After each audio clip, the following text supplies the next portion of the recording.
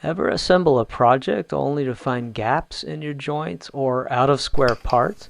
This is most likely a problem in your shop that can be fixed. Hi, I'm Sean, and I've been woodworking for over 20 years, and I'm also a mechanical engineer.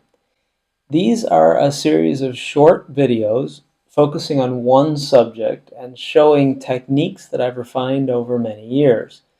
I'd love to also hear your techniques and your methods, so please share them in the comments below. In this video, I'll be focusing on 3 basic steps. One for the jointer, one for the table saw, and one for the thickness planer. It's these 3 checks that set the foundation for ensuring you start with properly milled lumber, which I've found is a critical part of a successful project. First up is the jointer. Make sure that the table is square to the fence. If it's not, you need to adjust it. Mine has a knob in the back, and it's pretty easy to adjust the fence and get it exactly square.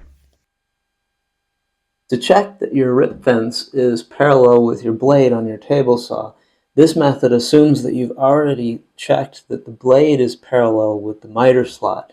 In this setting, you should only have to do once when you set up the saw, and maybe check it once a year or twice a year.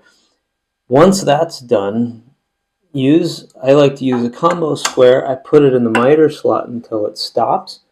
I slide it over, I check the number, I put it on the end, I check the number again, and it shouldn't be different. And then I know that my miter slot is parallel with the fence. If it's not parallel, either it's too far this way or too far this way, you can adjust it. On my fence, I have 2 pads underneath that I have to adjust some set screws. Even the Craftsman job site saw, my very first saw, also had a way to do that. I had 2 screws on the top which I could adjust, tighten or loosen to adjust the fence back and forth. Snipe is that ugly gouge at the end of the board as it exits the thickness planer.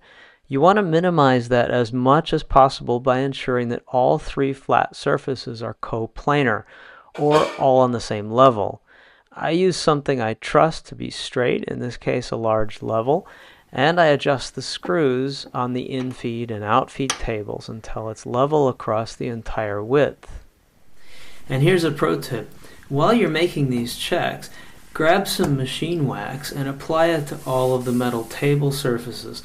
That'll do 2 things. That'll help prevent rust, and it'll also help the wood slide more smoothly, which will also help your projects. If you do these 3 checks on a regular basis, you can ensure that you're setting yourself up for success when milling, which will be the next video in this series.